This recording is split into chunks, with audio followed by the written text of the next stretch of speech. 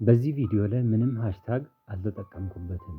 ይሄ ቪዲዮ እናንተ ጋር ከደረሰ ይህም ከአላህ ወደ እናንተ የተላከ እንደሆነና የእናንተን ጥረት የእናንተን ድካም አላህ መች እየሰማ እንደሆነ እንዴት እየሰማ እንደሆነ እንድታስታውሱ ይረዳል። ያ ማለት አላህ እናንተን እየጠራችሁ ነው፣ እያስታወሳችሁ ነው ማለት ነው። ያ ማለት ራሳችሁን ይቅር ብላችሁ ራሳችሁን የገደባችሁን ነገር አሸንፋችሁ ወደፊት እንድትሄዱ የሚያረጋችሁ ነገር አላህ ትላንት በነበራችሁ ህመም ትላንት በነበራችሁ ስቃይ እዛው እንድትቆዩ አይፈልግም። እናንተ ወደፊት ከሱ ጋር አብራችሁ እንድትጓዙ አላህ ይፈልጋል። አላህ እናንተን ትላንት ባሳለፋችሁት ነገር አይገምታችሁም። ትላንት ባሳለፋችሁት ነገር አይወስናችሁም። ትላንት ያሳለፋችሁት ነገር የህይወታችሁ ትምህርት ማስተማሪያ እንጂ እናንተን በህይወታችሁ ለመቅጣት አላህ የወሰነው ነገር አይደለም። ትላንት ስህተት ሰርታችሁ ሊሆን ይችላል። ትላንት ጎድታችሁም ተጎድታችሁም ሊሆን ይችላል። ግን አላህ ይቅር ብሏችሁ ወደፊት እንድትጓዙ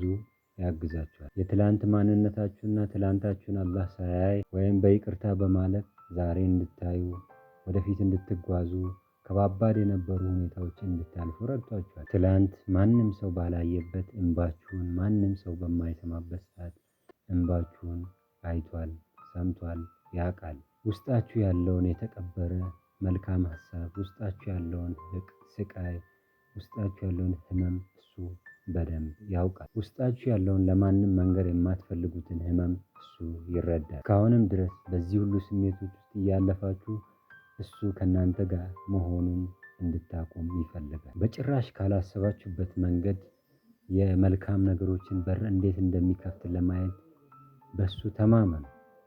ማመን ብቻ ልባችሁ አስተሳሰባችሁ ሁሉ በሱ ላይ በመጣል የሚከፍተውን በር በመጠባበቅ መበርታት። በሱ ማመን ማለት የጀመራችሁትን አስተዋጽኦ ሰበብ ማድረስን ማቆም፣ ተስፋ መቁረጥ ማቋረጥ አይደለም። በያላችሁበት ስራ በያላችሁበት መስመር ጠንክሮ መታገል ማለት እንጂ በሱ በመተማመን የጀመርነውን ነገር እያደረግን ያለውን ነገር ማቋረጥ ማለት አይደለም። ከእናንተም ከእኛ የሚጠበቀው ሰበብ ማድረስ፣ ውጤቱን የሚሰጠው አላህ። ስለዚህ ጠንክረን እንስራ።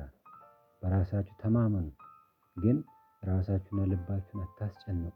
ምክንያቱም ሰበብ ማድረስ የእናንተና የኛ ውጤቱ በአላህ እጅ ነው። ሁሉን ነገር አንዳንዴ ለአላህ ትተን የራሳችንን ውጥረት ሁሉ ወደ እሷ አቅርበን በትዕግስት ከጠበቅንና ማድረግ ያለብንን ሰበብ ካደረስን ልብ መረጋጋት ትጀምራለች።